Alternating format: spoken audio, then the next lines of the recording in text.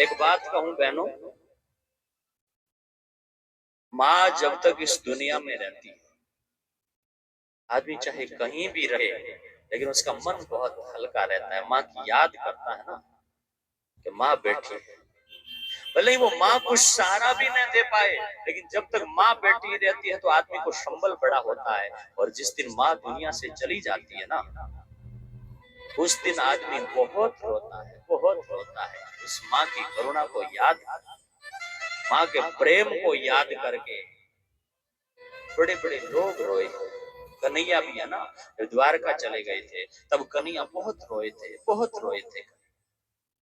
रुक्मणी ने धीरे से आकर के कहा, ना क्या क्या तकलीफ कन्हैया जी, आपको तकलीफ क्या है? पतिदेव क्या तकलीफ है? बोले माँ की याद आ रही है। इतनी रानियां बैठी है, माँ की याद क्यों आ रही है? बोले माँ शाम को मैं सोता था ना तो मेरी माँ मुझे दूध पिलाती।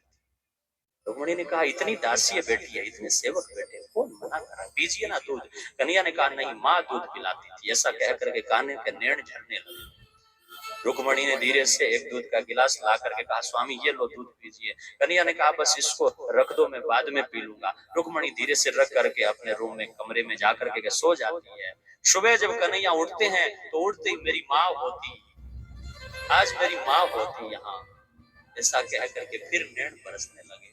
रुक्मणी ने कहा, पतिदेव रात मैंने आपको दूध का गिलास दिया था, आप दूध के लिए तो रो रहे हो। कहा, रुक्मणी यही तो फर्क है कि जब मैंने कहा मैं बाद में पी लूंगा तो तुम दूध का गिलास रख करके यहाँ से चली गई, और इसी जगह अगर मेरी माँ होती तो मैं 2 घंटे भी नहीं पीता तो बेटी इंतजार करती और बेटे को दूध पिला करके सोती। है माँ की करुणा। मेरे प्यारे युवाओं, साथियों, पढ़ने वाले बच्चों, ध्यान देना।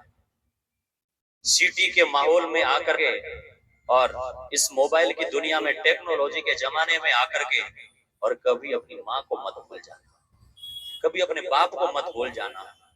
इस शहर की चक्काचौंध में आकर के, और कभी कोई दुनिया में आपको मिले मार्ग बहते हुए, या कोई ये आज फिल्मी स्टार, ये राजनेता, कोई और भी कोई मिले, तो फिर भी महाराज उनको, ठीक है, उनसे प्रेरणा लेकर के कोई काम करे तो करे, लेकिन माँ को हमेशा अपना आइडियल रखना, माँ को और बाप को आइडियल रखना, उनको आगे तस्वीर रखना। मोबाइल पर भी माँ के दर्शन हो, सुबह सुबह माँ के चरणों में प्रणाम करो।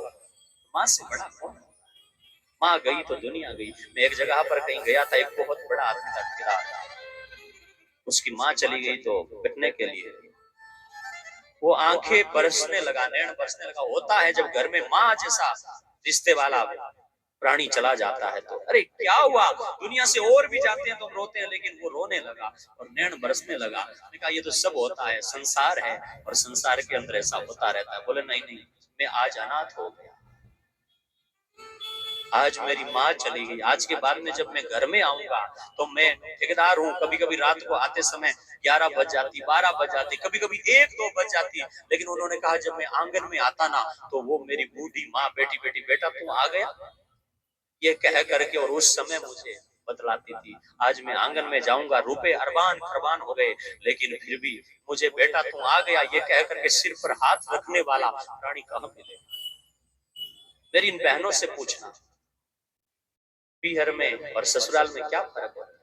अरे अगर ससुराल में ऊंचा ऊंचा महल होता है तो भी अगर बेटी पीहर जाती है और वो बूढ़ी माँ, चाहे उसकी 80 साल की हो गई है, हाथ कंप रहे हैं, लेकिन फिर भी दौड़ करके और बेटी के सिर पर हाथ रखती है तो बेटी के नैनों से आंसू बहने लग जाते हैं।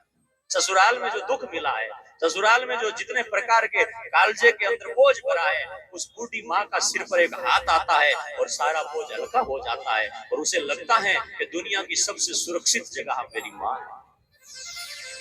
माँ से बढ़ करके कुछ नहीं होता। माँ तो माँ होती है। माँ की करुणा को मैं कितना कहूँ, अरे माँ से बड़ा कुछ नहीं होता है। मैंने एक घटना पढ़ी थी।